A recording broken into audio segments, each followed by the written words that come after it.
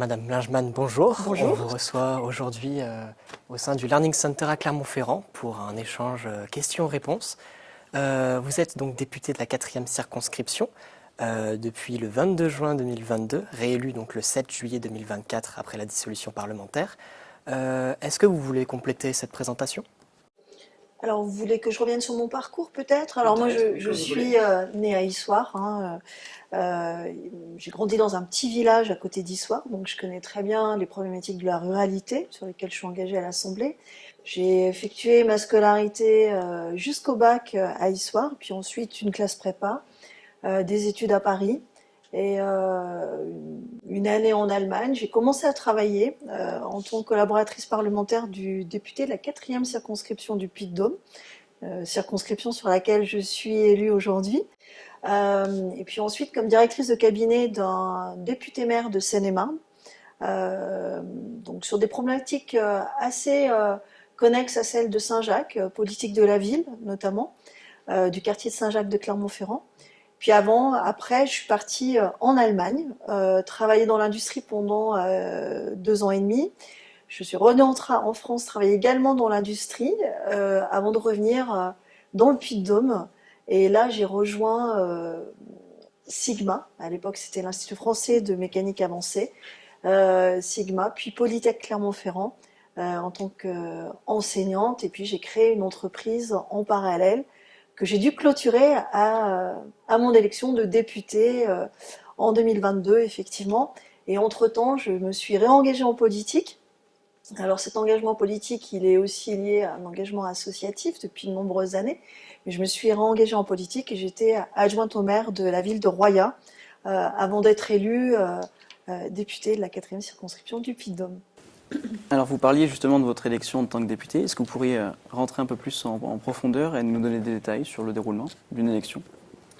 Alors, il n'y a aucune élection qui se ressemble, hein, vraiment. Et puis déjà, elle dépend du candidat, elle dépend aussi du territoire, elle dépend de l'actualité politique. Alors en 2022, le contexte est bien différent qu'en 2024, puisqu'en 2024, c'est une dissolution. En 2022, moi, j'avais pas postulé. Normalement, pour être député, on va chercher une investiture à Paris auprès de nos partis politiques. 2022, moi, je suis pas allée chercher cette investiture pour être députée. Par contre, mes responsables de parti sont venus me proposer de les représenter pour cette élection. Alors, pendant quelques temps, j'étais un petit peu sceptique parce que c'était pas dans mon plan de vie, hein, parce que ça change, ça bouscule une vie aussi d'être député. Mais après réflexion, c'est vrai que bon, j'ai accepté. Alors une fois qu'on accepte l'investiture, chaque parti fait ce qu'on appelle des éléments programmatiques sur lesquels évidemment qu'on va défendre, hein. L'élection 2022 faisait suite à l'élection présidentielle, donc il y avait des éléments programmatiques qui étaient déjà prêts, voilà. Donc on fait une campagne sur un programme. Et les élections législatives, c'est en ça qu'elles sont différentes d'une élection municipale ou locale, en tout cas. C'est des éléments programmatiques au niveau de la politique nationale. Donc une fois qu'on est candidat, il y a des démarches administratives, trouver un suppléant avec lequel on a envie de travailler. Donc moi j'ai un suppléant qui est très complémentaire, chef d'entreprise d'une belle entreprise de 200 personnes. C'était le créateur de cette entreprise. Donc il travaille beaucoup sur les problématiques économiques. Une fois que le suppléant est trouvé, il faut trouver l'équipe de campagne. Donc dans l'équipe de campagne, un directeur de campagne. Moi j'ai eu chaque fois des directrices de campagne.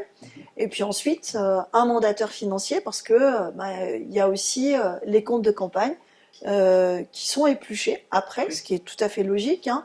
Et puis après c'est une mise en route avec une stratégie à déployer sur la circonscription 98 communes. Donc je dis pas qu'il y a 98 problématiques, mais la 4e circonscription du Puy-de-Dôme, il y a plusieurs problématiques. Il y a déjà, pour repartir de Clermont-Ferrand, le quartier de Saint-Jacques, avec les problématiques liées à la politique de la ville, hein, c'est-à-dire que insécurité, problématique d'emploi, de travail, de rénovation urbaine. Puis après, il y a toute la zone autour de Clermont, donc Romagna, Aubière, Le Sandre, Vermonton, Le Cray, la Roche-Blanche, la Roche-Noire, Mirefleurs, etc. Donc ça, c'est des problématiques plutôt de zones périphérie, de métropole, ou avec des problématiques de mobilité, des problématiques un petit peu différentes. Ensuite, plus on descend dans la circonscription, il y a des problématiques liées à la ruralité, à l'accès aux services publics, accès aux soins. Euh, et puis, histoire problématique industrielle, évidemment, puisqu'on a Constellium, on a Aubert et Duval, on a Dom Aéro, on a Histoire Aviation, Rexia, des belles pépites de l'aéronautique. Et puis, la défense aussi, à Histoire, avec le 28e régiment de transmission. Et plus on descend, on a toujours la ruralité, évidemment, Oui. mais on a une zone, dans la zone du bassin minier, qui est une zone de bassin qui est quand même une zone économiquement sinistrée depuis l'arrêt de l'exploitation minière. Donc, faut retrouver une nouvelle dynamique économique dans cette partie du territoire. Donc, une campagne, elle s'organise, comme je vous disais, programme national, euh, évidemment par rapport à l'actu politique, mais aussi par rapport au territoire. Donc, il faut savoir répondre aussi aux problématiques du territoire. D'accord, oui. Et une question bête, par exemple, en lien, qui vous apprend le soir de l'élection si vous avez gagné ou non? Alors, c'est très simple, c'est chaque mairie fait remonter à la préfecture les résultats des élections. Donc, on a le droit d'envoyer en préfecture, donc du Puy-de-Dôme, un représentant qui reçoit en direct les résultats, donc et qui compile au fur et à mesure. Donc, on prépare nos tableurs Excel, évidemment, Oui. et au fur et à mesure, on voit un petit peu la tendance qui se profile ou pas. Pour la première élection, c'était assez juste, puisqu'il y avait très peu de différence entre la candidate LFI et moi. Parce que je suis arrivée aussi très tard sur l'élection, du fait que j'avais un petit peu repoussé l'échéance et d'être candidate, voilà, pour le bloc central. Donc voilà. Donc c'est la préfecture qui centralise tous les résultats et qui proclame ces résultats aussi officiels. Toujours donc en lien avec ces élections, comment est-ce que vous avez appris donc cette dissolution de l'Assemblée nationale le 7 juillet? Alors, pour être honnête avec vous, je l'ai appris 5 minutes avant, ou peut-être 10 minutes avant. J'ai un conseiller du Premier ministre qui m'a appelé pour me dire qu'il avait essayé, que le Premier ministre, que Gabriel Attal avait essayé d'éviter cette dissolution, qu'il n'y était pas arrivé. Et donc, il savait que j'étais sur une soirée électorale, puisque c'était le soir des élections européennes, hein, où il y avait des journalistes. Donc il fallait aussi que je sois préparée et que je réagisse pas en direct, voilà, en disant mais quelle idiotie, même si je l'ai dit par la suite, hein, c'était vraiment une belle erreur et une parfaite méconnaissance de l'état de pensée des Français. Je pense qu'aujourd'hui les Français ils ont besoin de stabilité, ils sont dans l'attente qu'on travaille tous ensemble. Et moi, c'est comme ça que j'envisage mon mandat. Hein. Mais voilà, je l'ai appris 5 minutes avant l'annonce du président à la télé, histoire de me remettre, voilà. Donc tous les députés savaient déjà à l'avance que l'Assemblée était dissoute. C'était pas quelque chose Je de pense pas. surprise. Non, je pense pas. Pour en avoir parlé avec beaucoup de mes collègues, ils l'ont appris de moi à la télé. Voilà. Oui. Voilà. Donc voilà, je m'entendais bien avec, et je m'entends toujours bien d'ailleurs avec ce conseiller, voilà, du Premier ministre, hein, enfin de l'ancien Premier ministre. Et donc j'ai eu la chance moi d'être prévenue 10 minutes avant l'annonce officielle. D'accord. Et pour vous dire, personne ne s'y attendait. Oui, Aucun il n'y avait pas de d'entre bruit de nous, couloir aucun ou autre. député ne s'attendait à ça.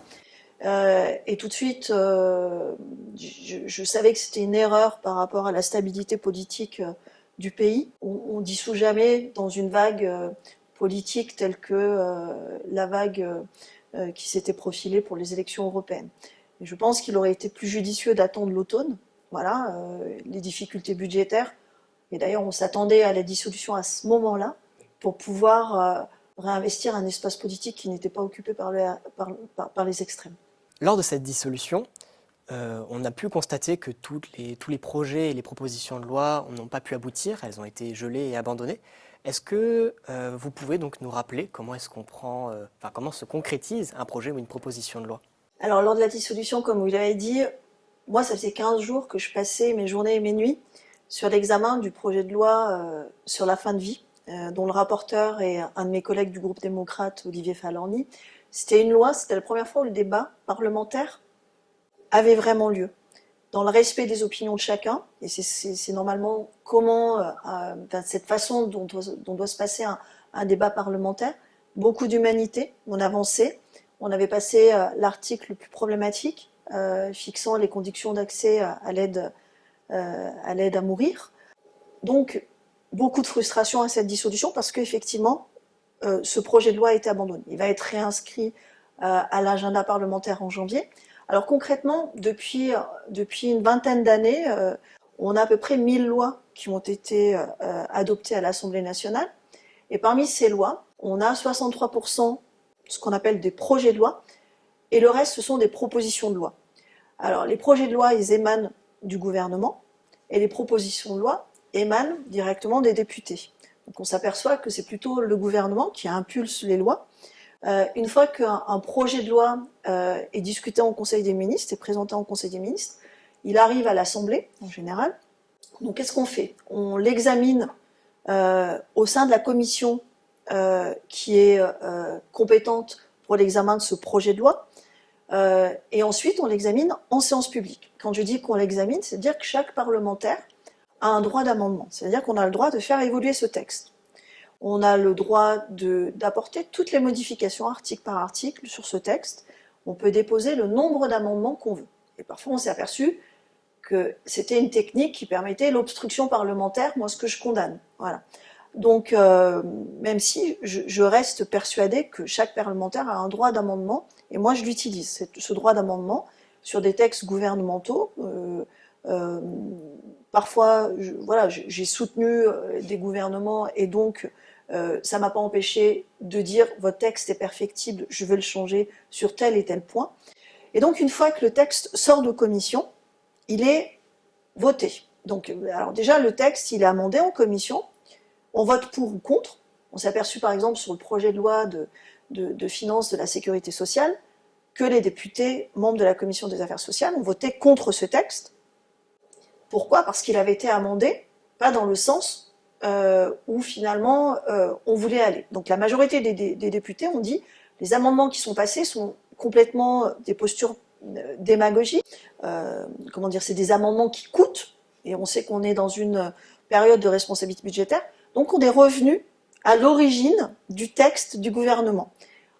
Donc, commission, ça arrive à l'Assemblée, dans l'hémicycle, ce qu'on appelle en séance publique. Et en séance publique, on peut à nouveau redéposer des amendements. D'accord. Quand nos amendements n'ont pas été pris en compte dans le texte qui arrive dans l'hémicycle, on peut réamender.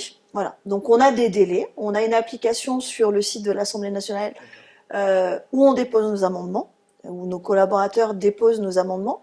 Certains de nos amendements aussi, pour qu'ils aient plus de poids, peuvent être repris par notre groupe parlementaire. Moi, par exemple, dans le cadre du PLFSS, projet de loi de financement de la sécurité sociale, ou dans le cadre du projet de loi de finances, moi j'ai des amendements qui ont été repris par mon groupe, même si je ne fais pas partie de la commission finances ou des affaires sociales.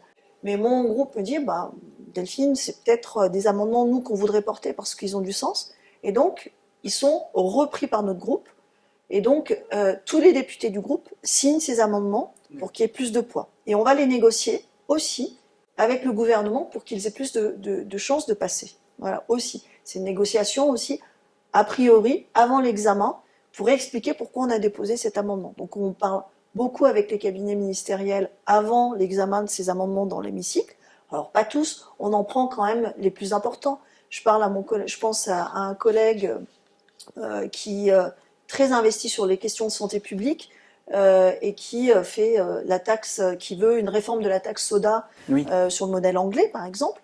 On a négocié ça avec la ministre de la Santé pour que cet amendement puisse être inscrit dans le projet de loi de financement de la sécurité sociale. Voilà. Donc, une fois dans l'hémicycle, chaque député vote. Moi, par exemple, Pierre, on était sur l'examen du projet de loi de financement de la sécurité sociale. J'en parle beaucoup puisqu'on est dans la période budgétaire. Voilà.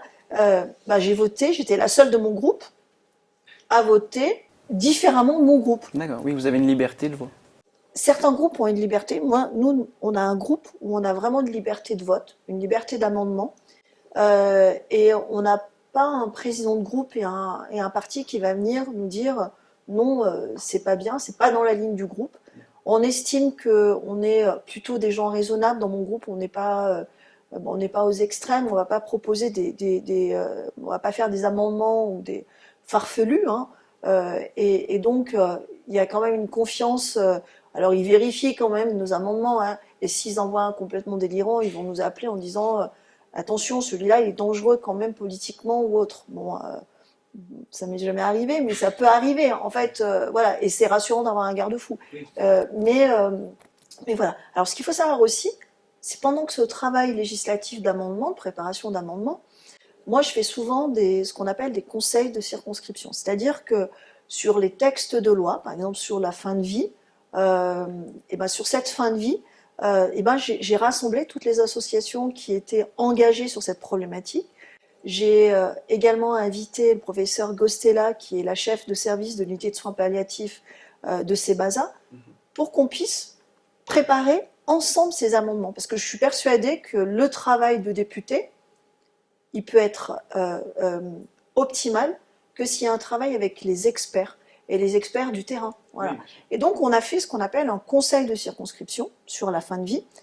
On a passé plusieurs heures, article par article, alinéa par alinéa, pour amender ce texte. Au final, je crois qu'il y avait plus d'une soixantaine d'amendements préparés.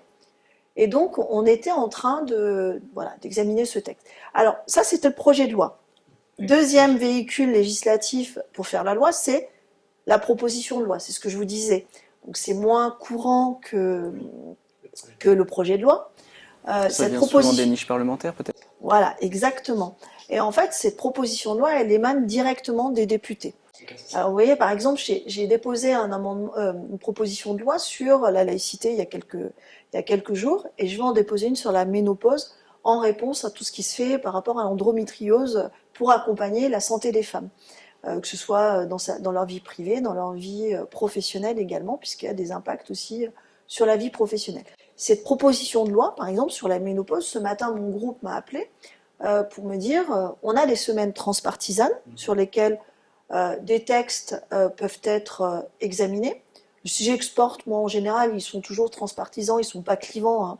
On n'est pas un groupe qui est clivant, nous. Donc on pose plutôt des problématiques sociétales en disant trouvons une solution collective. Et donc on travaille ensemble, je vais travailler avec des députés, je vais leur dire voilà, moi je porte ce sujet de la ménopause, de l'accompagnement des femmes pendant la ménopause.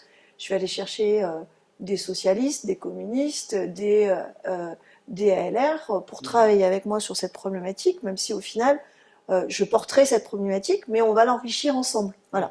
Donc je vais faire quelques réunions prochainement à l'Assemblée nationale pour dire voilà l'état de la proposition de loi, comment on peut l'enrichir collectivement et l'inscrire soit dans une niche du groupe démocrate, soit dans une semaine transpartisane.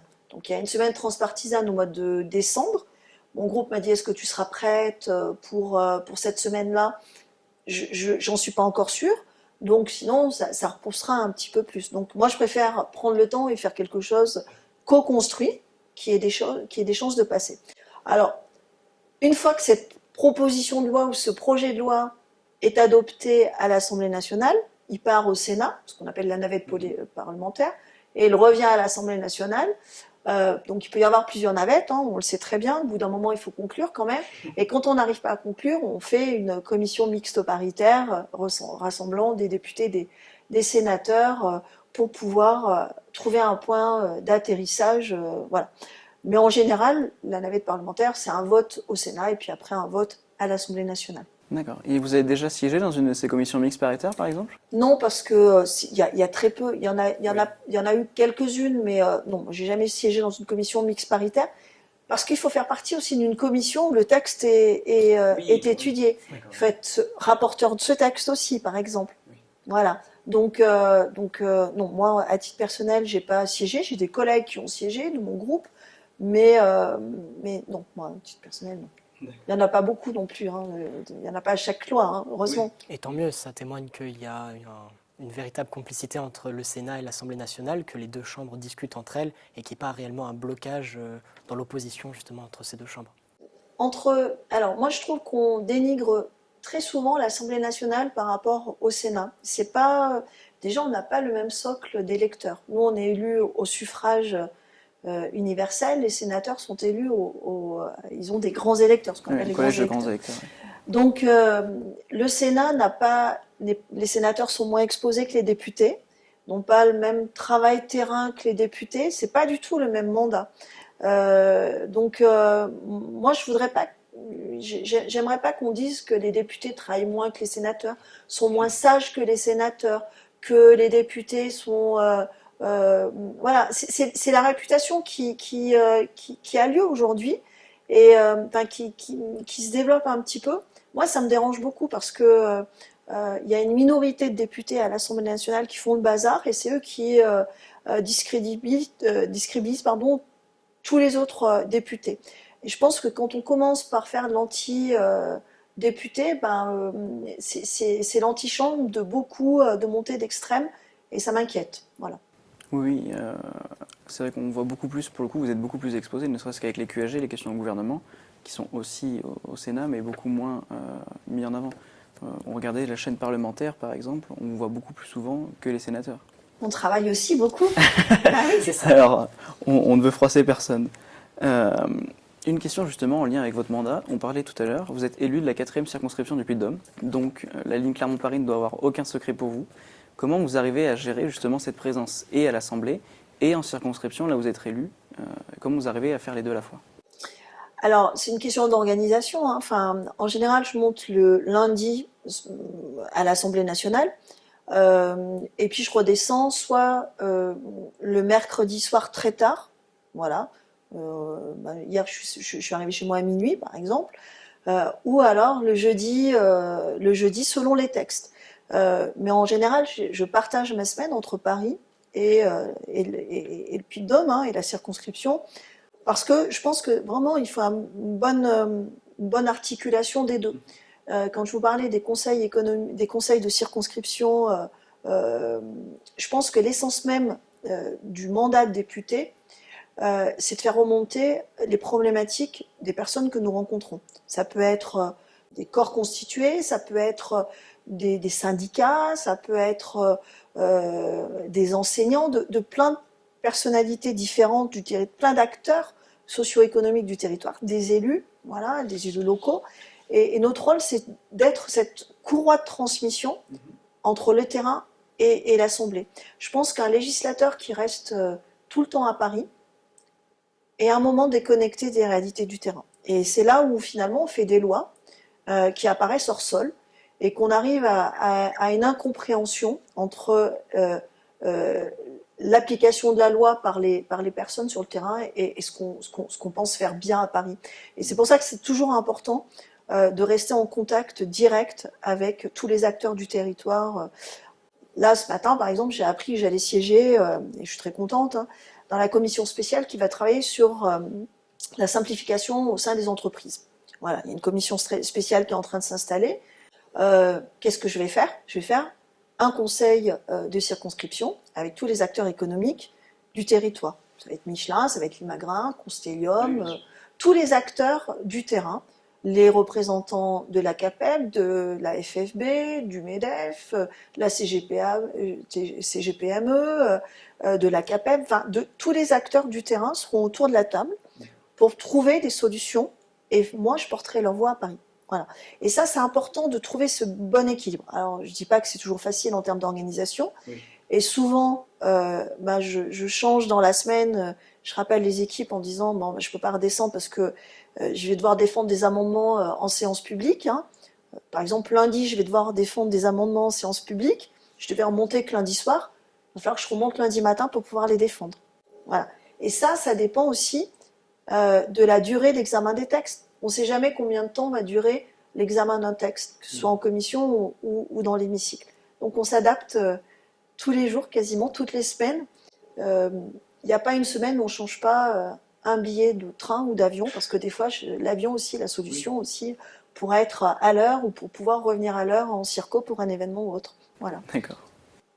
Vous avez beaucoup parlé de tous les experts, les personnes alentours, les personnes de terrain.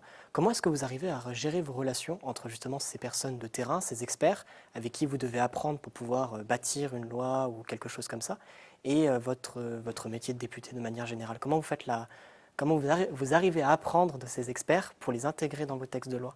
Déjà, il y a un temps de préparation de ces réunions. Déjà, avant, par exemple, on est dans l'examen du projet de loi de finances. Qu'est-ce que j'ai fait en septembre? Je suis allée voir tous ces représentants du monde économique, voilà, tous les représentants qui sont concernés, de l'hôpital, etc., qui sont concernés par ces textes-là, pour voir les impacts budgétaires sur eux. Après, c'est à nous de faire la part des choses. C'est à nous de faire des choix. Certains experts, près de la forme de lobbying, notamment ceux qui sont à Paris, hein, et nous envoient carrément des carnets d'amendements. Non, mais il faut le dire aussi, c'est important de le dire. Moi, j'ai toujours gardé une grande liberté par rapport à ça, c'est-à-dire qu'un amendement, je ne l'ai jamais repris tel quel parce que je n'y arrive pas. Mais par exemple, je vais parler d'une proposition. Par exemple, on a un nouveau président de l'association des maires de France dans le Puy-de-Dôme, Flavien Neuvy, qui me donne une bonne idée sur un amendement dans le cadre du projet de loi de finances. Et donc, qu'est-ce que je fais? Je travaille avec lui cet amendement et je le dépose. Et ensuite, je précise quand je vais défendre cet amendement qu'il a été préparé avec lui, parce qu'on a cette obligation quand même de dire, déontologiquement, on a l'obligation de dire cet amendement a été préparé avec tel et tel organisme, etc. C'est une obligation. Certains le font, d'autres le font pas, mais je vais dire, je pense que c'est important, comme vous disiez, pour la transparence quand même des débats. Et donc après, ben voilà, tout simplement, on défend notre amendement. Mais c'est très simple, hein. Enfin, je veux dire, c'est des réunions qu'on fait, c'est des échanges, c'est des coups de téléphone. Enfin, il y a différents moyens, des visios. Voilà, quand je suis des SMS. La dernière fois que je suis montée à Paris, j'étais à côté du directeur général de l'Imagrin. On a vu un amendement qui n'allait pas. D'un collègue, il me dit là cet amendement nous pose problème. J'ai dit pourquoi? Et donc voilà, je vais essayer de dépatouiller un petit peu ça aussi, quoi. Voilà. Donc c'est notre rôle de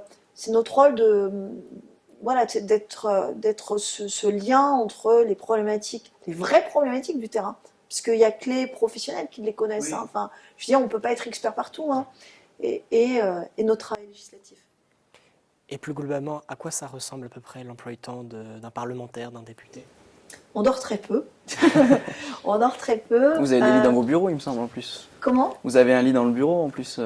Alors, tous les députés n'ont pas un lit dans le bureau. Ah bon? Non, tous les députés n'ont pas de lit dans le bureau. Il y a plusieurs bâtiments de députés. Il y en a un au 101 rue de l'Université où il y a vraiment un lit dans le bureau. Moi, c'est ce que j'ai eu pendant 2 ans. Et là, j'ai pas voulu repartir comme ça. Je lui ai dit, voilà, et j'ai pris un petit studio. C'est vraiment un tout petit studio étudiant, hein, enfin vraiment, hein, à côté de l'Assemblée nationale, à 5 minutes en vélo. Ça me permet de faire un petit peu de sport, même quand je sors de l'hémicycle à minuit et demi ou minuit et demi ou plus tard, je prends mon vélo et ça m'aère parce que je me suis rendu compte, quand j'avais ce bureau, j'arrivais pas à dormir après, parce que quand on sort de l'hémicycle, on est encore dans la réflexion sur les amendements passés, en se disant est-ce que là, finalement, on n'aurait pas pu l'optimiser, etc. Donc on n'arrive pas à déconnecter. Moi, ça me permet de déconnecter. Donc l'emploi du temps, pour revenir à la question, en fait, l'emploi du temps, c'est le lundi, normalement, c'est du travail en circo, quand tout va bien. Quand il y a des textes importants, on remonte plus tôt pour pouvoir être en séance ou en commission pour pouvoir examiner les amendements. Séance de nuit, tous les lundis soirs, de toute façon je fais les séances de nuit, moi, les lundis soirs, les mardis soirs, toutes les semaines je fais ces 2 séances de nuit à minima, et souvent j'en fais 3. Voilà, je fais souvent celle du mercredi soir aussi. Ça termine à peu près vers quelle heure la séance? Alors ça termine à minuit, normalement, sachant que pendant le premier mandat, ça nous est arrivé sur certains textes de finir à 5h, 6h du matin, voilà, pour pouvoir avancer, etc. Je ne pense pas que ce soit les bonnes conditions pour bien travailler, très clairement. Je pense qu'il faut revoir le fonctionnement de l'Assemblée nationale par rapport à tout ça. Je pense que ça crée beaucoup de problèmes de santé vis-à-vis de députés. Je pense que c'est important. Donc, on travaille pour revenir le lundi, travail soit sur le terrain, soit en commission, soit dans l'hémicycle. Le mardi matin, souvent, il y a des petits déjeuners de travail avec les ministres. Moi, cette semaine, j'ai eu deux petits déjeuners de travail avec le ministre des Sports sur justement la mission sport, vie associative. Et j'ai présenté le dossier de la cité de rugby sur lequel l'ASM Clermont travaille. Donc, Oui, vous savez, le mandat de député à Paris, c'est toujours faire aussi avancer les dossiers du terrain. C'est important. C'est de légiférer, mais aussi on en profite à la fin du petit déjeuner de travail sur lequel on a travaillé sur cette mission sport du projet de loi de finances. Je lui ai dit, bon, bah, attends, j'ai un projet à te présenter, je lui ai donné le dossier, c'est important que tu le soutiennes, que l'État le soutienne. oui, la C'est fameuse aussi courroie ça. de transmission. Comment ? La fameuse courroie de transmission que vous nous décrivez. Exactement. Moi, mon rôle, c'est de faciliter aussi le territoire, c'est de faire avancer notre territoire. C'est ça aussi le rôle du député, c'est de porter la voix de notre territoire à Paris. Ensuite, on a toutes les semaines, le mardi de 10 à 11, pardon, une réunion des commissaires affaires culturelles et éducation. Donc, on regarde qui prend la parole, comment on se positionne sur les textes sur les amendements qui vont être vus en commission. Et puis de 11h à midi et demi à peu près, on a notre réunion de groupe où là, on balaye l'actu législative et notre positionnement sur les textes. Voilà. Alors, ce qui est bien au groupe démocrate, c'est qu'on a un groupe très ouvert et on ne s'entend pas toujours sur le positionnement politique. Et donc, on fait le débat avant le débat, nous, souvent. Voilà. Non, mais il faut le dire. Donc, parce qu'on n'a pas tous les mêmes opinions. Donc, c'est intéressant parce qu'au fur et à mesure des débats, on s'aperçoit qu'on peut évoluer, en fait. Et moi, je suis arrivée des fois sur un texte en me disant non, mais là, je suis pas favorable à ce texte. Et en écoutant mes collègues parler de ce texte, je dis bon, mais c'est vrai, finalement, on peut peut-être, en l'amendant de cette façon, voter ce texte parce qu'il me conviendra. Voilà. Après, j'ai un temps de travail avec mon équipe à Paris. Voilà. Alors, j'ai une équipe sur le terrain qui travaille sur les dossiers du territoire et qui fait cette fameuse courroie de transmission avec les problématiques qui ressortent du terrain. Et ensuite, à Paris, ils font le travail législatif. Voilà, c'est-à-dire qu'ils transforment ce qui remonte du terrain en législatif. Donc j'ai un temps dédié avec mon collaborateur à Paris, souvent voilà, de midi et demi jusqu'à 15h, puisqu'à 15h, qu'est-ce qu'il y a ? Il y a les questions au gouvernement. Donc, questions au gouvernement, on y va. Et ensuite, soit on commence le travail en commission, soit on commence le travail dans l'hémicycle. Voilà. Donc, soit on commence aussi le travail en délégation. Oui. Voilà, soit on commence le travail aussi en groupe d'études, groupe d'amitié. Il ne faut pas croire, parce que l'hémicycle est vide, on ne travaille pas. Et ça, il faut le dire aussi, c'est important. Nous, la plupart de notre temps, on le passe en commission, en délégation, en groupe de travail, et non pas dans l'hémicycle. L'hémicycle, on essaie de trouver toujours un juste équilibre pour que les textes qu'on veut faire passer puissent passer. Donc on trouve cet équilibre au sein de notre groupe, et en partenariat avec d'autres groupes. Donc on a des boucles diverses, voilà, avec de députés, pour quantifier la présence de députés dans l'hémicycle. Parce que sinon, on n'arrive pas à travailler. Oui, c'est aussi un enjeu, bien sûr. Voilà, on n'arrive pas à travailler sinon. Voilà. Et donc après, pour revenir sur l'emploi du temps jour par jour, séance de nuit le mardi soir. Souvent, là par exemple mardi soir, moi j'étais à Bercy pour un dîner avec Marina Ferrari, qui est la ministre déléguée chargée du tourisme. Donc là, pareil, l'occasion de parler du tourisme en général, des problématiques du tourisme. Nous, on est un département touristique. Sur la circonscription, la 4e circonscription, il y a notamment Gergovie. Donc, je lui ai reparlé de Gergovie, voilà, aussi. Et il y a aussi l'inscription au patrimoine mondial de l'UNESCO de la faille de Liman chez Depuis. Donc, voilà, donc c'est aussi l'occasion, toujours, ces déjeuners, ces dîners, ces rencontres avec les ministres, de faire avancer les dossiers du territoire. Retour en séance de nuit. Voilà. Et puis entre-temps, il y a parfois des émissions. On est des fois des émissions télé, que ce soit LCP, que ce soit... Là, hier, avant-hier, J'étais sur Arte, par exemple, là, sur la taxe soda. Voilà. Donc, c'est vrai que tout ça se rajoute au fur et à mesure. Il ne faut pas croire qu'on ne travaille pas, au contraire. Hein. Puis après, le mercredi, tous les mercredis matins, c'est banalisé, commission. La seule présence obligatoire en commission, c'est celle-là. Donc, c'est banalisé tous les mercredis matins, de 9h jusqu'à 13h, la présence en commission. L'après-midi, séance de nouveau QAG, question au gouvernement 14h, 14h45. Puis ensuite, séance publique ou commission. Voilà. Et après, normalement, j'essaie mais vraiment de banaliser toutes les semaines, au moins le jeudi après-midi, le vendredi et tout le week-end sur le terrain. Et pour vous dire, je banalise pour la vie personnelle et familiale mon dimanche après-midi à partir de 2h. D'accord. Oui, Voilà. donc, Sinon, les soirées, vous voyez, ce soir, je pense que je vais rentrer vers 22h chez moi. Voilà. D'accord. Donc, un engagement politique, ça se réfléchit aussi au niveau de la famille. On a vu qu'il y avait beaucoup d'investissements de la part d'un parlementaire, d'un député. Ce qui me plaît le moins aujourd'hui, c'est le dénigrement ou l'image, finalement, qu'ont les Français ou une majorité de Français sur les parlementaires.